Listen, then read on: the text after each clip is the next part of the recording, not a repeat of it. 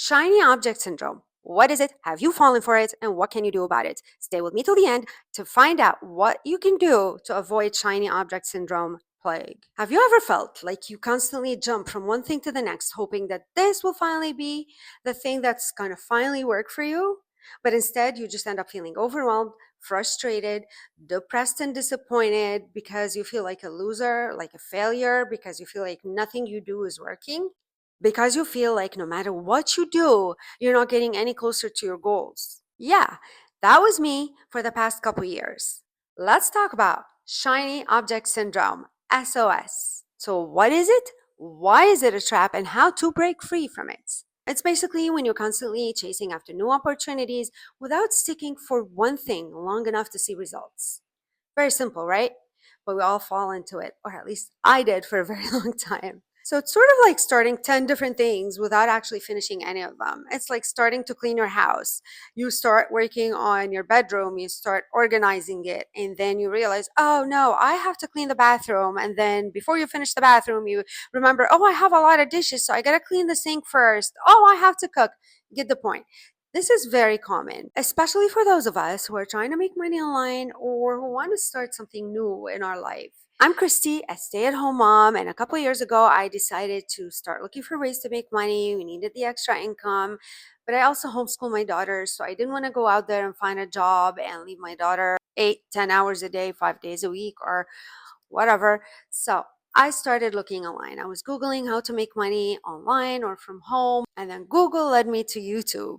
And YouTube, wow, it's like a vast ocean filled with opportunities, filled with promises. And it's not just also YouTube, because YouTube then led me to social media, Instagram and TikTok. I also joined Facebook groups. And that's where my adventures all started.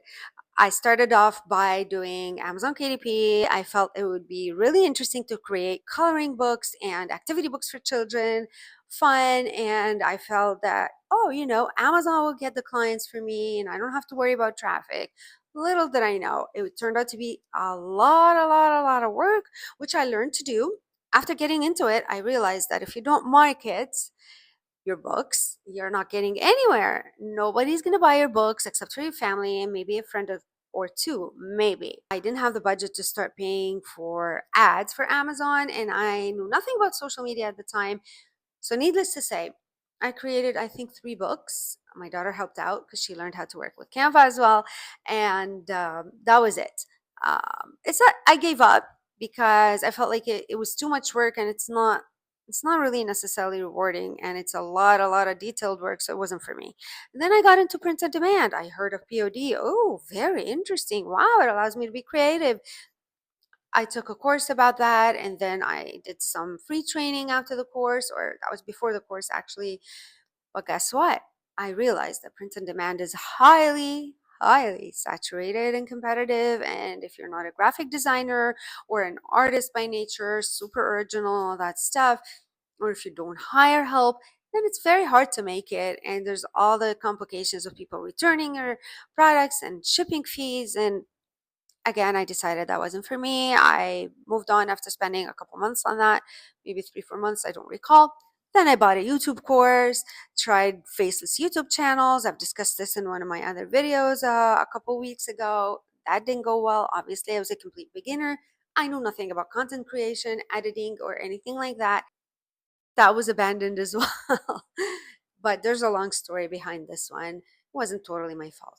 Anyway, to make a long story short, I ended up getting into affiliate marketing and then digital marketing. That's when the shiny object syndrome started with me, because I bought a first high ticket affiliate marketing course, and then that didn't deliver. And then I thought maybe I'll buy a low ticket one. I bought a low ticket one, and then maybe I'll buy another low ticket one. I bought another low ticket one, and then this person introduced me to an MLM company, which I didn't intend to start. But then he talked to me and saying that he'll mentor me and help me with everything else. Another empty promise. So I gave up on that one. I didn't get. I paid for, I don't know, a few months for membership, and I stopped because I realized it's not what I want. Whew. Then I got into digital marketing, and then I felt so empty. This is exactly what shiny object syndrome does to you. It leaves you feeling so empty, so drained, so frustrated, because it leaves you with nothing. Yes, you learn a little bit of a lot of things, but you're not learning anything properly. to the point of success. If you don't stick to one thing, you are not going to see success. And it took me a good couple years to realize that. I did this for a good year and a half where I was just jumping from one thing to the other, constantly thinking, oh, that's a great opportunity. That seems to be making Miss X a lot of money, thousands of dollars. Why not? Let's do it. Sounds familiar?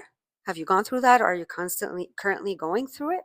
Watch till the end and let's see how we're going to beat this SOS. What do I call it? Plague. So why do we fall for SOS? Well, if you look at it on a surface level, it's simply because new things are exciting and they seem promising. But then when we get into it and we start and we try it and we see that we're not getting instant results, it gets discouraging and we feel like, oh, maybe I'm failing. Maybe this isn't for me. Let me try this other thing. I think that's going to work great for me. I see very promising results there. And the cycle goes on and on and on and on as long as you allow it, as long as you're blinded to it and don't understand that you're actually stuck in the vicious cycle of shiny object syndrome. So let's dig a little deeper. There are actually multiple reasons that cause a person to fall into the shiny object syndrome, SOS. First of all, success does not come from constantly switching. You see, if you start something and you switch over and over again to a new thing because you're not seeing results, you are never going to see results with anything. The key to see results is consistency. Yeah, consistency, not just with YouTube, with everything that you try or that you start. Consistency and doing something long enough for a long enough time to become good enough at it. And that's where you're going to see results. You see, every time you switch to something new and you start from scratch, you are never giving yourself a chance to succeed. Experiencing things, this is how you learn when you experience things and you make mistakes and you fail and then you learn from those mistakes. That's learning. That's how you become good at something. That is how you're going to see success and you're going to see results. But when you're switching, you're not allowing yourself the chance to even succeed. What you're really doing is just collecting a bunch of experiences, a bunch of half learned skills, because a big part of learning is actually doing. But when you don't do long enough, you're not learning the skills properly. Learning comes with time, learning comes with repetition. So let's dig even deeper. What truly causes shiny object syndrome? One thing for sure, it's actually fear of failure. As a perfectionist, as someone who is scared of the unknown and scared to fail, I would start something and then, like I just mentioned, I wouldn't see results within the amount of time that I expect to see results. And then I decide that I failed, not because I couldn't succeed or because I'm a failure or I'm a loser. It was simply because I could not stick to one skill or to one business long enough to learn it properly, as they say, to master it in order for me to see results. Very simple at this point. Back then, I didn't understand that because I was so new and raw, right? I didn't know a whole lot about anything related to online growth, online business, making money online. My next point is perfectionism. If you're a perfectionist, you're always looking to find that next best thing, the perfect thing. But guess what? You'll never find it because there's no such thing as perfection on this earth. Nobody and nothing is perfect. So stop looking for perfectionism. I'm speaking out of experience. I'm speaking to myself. Another thing is impatience. We always expect fast results, especially in this digital world where you see everything is fast paced. So when we see that we're not getting those good results that we are expecting, we close shop, we stop, we move on. But because we're determined to succeed, we find our next best thing. You know what? The SOS is a fairly new phenomenon. I believe it started mostly with the digital world, with the internet, with the explosion of social media, TikTok, Instagram, even YouTube to a certain extent, because we are being promised fast results. We have information overload. The internet is just full of people saying, do this and you're going to make $1,000, do this and you're going to have $10,000 months, do this and you're going to become a millionaire, do that and you're going to make money yesterday, right? You know what I mean? Like we're bombarded with that kind of, I don't know if I could call it information, let's just say content. And the funny thing is, there is always something popping up all the time on social media, being advertised or being promoted or marketed as the next best thing. Stop doing X because X has expired. X doesn't work anymore. Start Y. Y is the new best thing to make money. This is the trend right now. This is how you're going to make $10,000 by next month. I'm exaggerating, but there are actually claims like that. I fell for that when I started my online journey, my first affiliate marketing course. I discussed this in one of my videos. I was promised to make a $10,000 by the first 90 days or my money back on that high ticket course. Of course, I never made that money. And it was advertised to be beginner friendly and business in the box, done for you business. You know what? It was all lies. It was all lies just to get you to buy. And I refuse to be one of those who's going to promise people a bunch of lies just to get them to buy from me. Maybe that's in part why I didn't succeed, but at the same time, it's because I was totally new and naive and I was believing everything that I was hearing. I actually believe people when they say something to me. Stupid, huh? So now how do we break free from this shiny object syndrome? This is what I've learned. First of all, as boring as this is, find one thing that is not too hard for you to learn, depending on your level, right? Where you're at with your skills, with your online skills, whether you are a beginner, intermediate, or advanced. Find one thing that is not going to be very hard for you to learn and that you have at least partial interest in, and that does not require an overwhelming amount of work. Again, depending on where your level is, find that one thing, commit to it. Tell yourself that you're going to spend at least 6 months learning and perfecting that thing. Oh, sorry, I'm not going to say perfecting, learning that thing and becoming an expert on it. Now, once you find that one thing that you want to focus on, set a big goal, but also break it down into smaller goals. Don't make it too overwhelming for yourself. Don't put unrealistic expectations or goals on yourself because then you're going to give up. It's going to be too overwhelming and you're going to give up because it's a lot of pressure and it's a lot of stress. All right. So this is what I did. I have a goal, but I broke it down to smaller goals. When I started with YouTube, my biggest goal for now, for the first few months at least of YouTube, is to build a community of like-minded people who are going to relate to my content, who are going to watch my videos and say, this is me. How did you know that's how I was feeling? Thank you for sharing that. That is for now actually my main goal. Initially, my smaller goals were to just get started on YouTube, to start creating videos, filming myself, to edit them. Editing was a big deal for me, but I've come a long way on that in just about 2 months. Another goal that came shortly after that was to improve my presence on camera, to find my comfort zone. My third goal was to be consistent, and I determined that 3 times a week for me of posting videos for now works well. So this is how I'm setting realistic expectations and goals for myself because I can't control, you can't control how many people subscribe to your channel every day or every week or every month or what have you, right? We cannot control that. The only thing we can control is trying to concentrate on improving our content and improving ourselves, our presence on camera, our titles, our thumbnails, and all that stuff. Another thing you have to do is limit distractions. That is huge. Please unfollow those people, unsubscribe to those people that are not helping your growth because you always have to follow the next trend. You don't need that. You don't want that. Very important point. Please remember your why. Be very clear on your why. Why did you start that business or that project?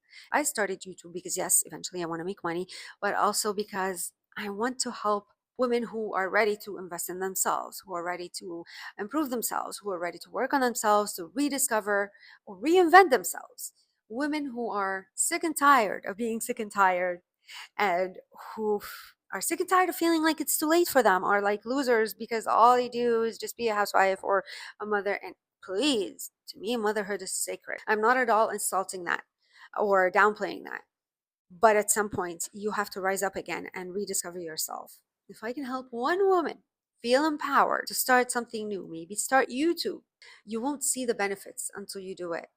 And you have to go through the rough times. I still go through the rough times. I'm still very new. But even in this short amount of time, I feel so much more confident than when I started 2 months ago. So this is my why. Find your why. And every time you get discouraged, every time you don't feel like it, every time you're not in the mood or you're lacking motivation, because remember, motivation is moody. Remember your why and keep your eyes on the prize. Keep your eyes fixated on your why. If your why is not strong enough, you will give up. And let me say one thing here. Money is not a strong enough why to keep you going, especially if you're doing the online thing, if you're doing social media, if you're doing YouTube or anything in between, digital marketing or whatever. If money is your only why, you are not going to stick around. When I started, money was my why. I started with affiliate marketing, then moved on to digital marketing, and I did the Amazon and all that stuff. I started with those because my why was to make money.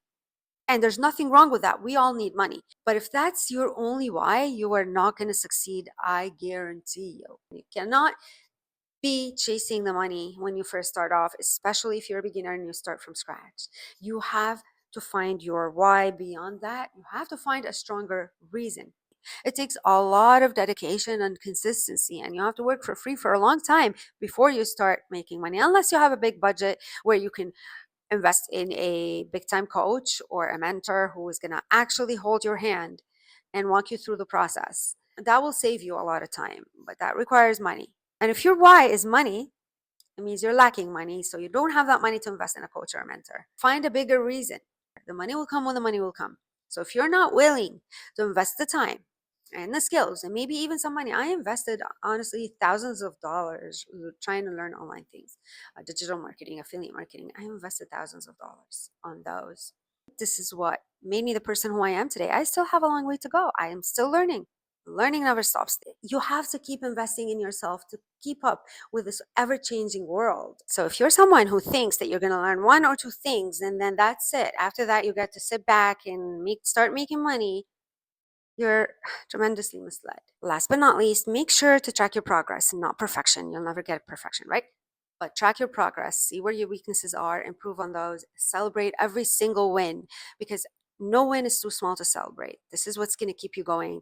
This is what's going to fuel your next move. I finally committed to my YouTube channel, to giving it all I've got, all I can, to continue improving, to continue learning along the way. I'm also sharing my journey, my YouTube journey, because I think it's very relevant and helpful for those of you who want to do this. I'm hoping to teach you what I wish someone else taught me before I embarked on this. But hey, we'll all have different experiences and we're all going to have different falls and different downs and different weaknesses. But I hope that by sharing my journey on YouTube, you will learn at least a thing or two that are going to help you prevent making at least certain mistakes. It's not always easy, and you're not always going to want to do it, and it doesn't always come naturally. You're not always going to be in the mood, but this is not about mood. So if you struggle with shiny object syndrome, SOS, let me know in the comments. Share your experience. What is your current struggle, and what are you going to commit to? What is that one thing that you're going to commit to, that one skill that you're going to learn? And commit to learning as much as possible about it, but also you're going to start, you're going to work on it. True learning comes when you start doing. So learn and do. Apply what you learn. That's how you're going to actually become good. If you're still here, you're a champ. Thank you so much for watching. Thank you for spending your precious time with me. And thank you for commenting, liking, subscribing, whatever. I truly appreciate you, every single one of you. And I'll see you on the next one.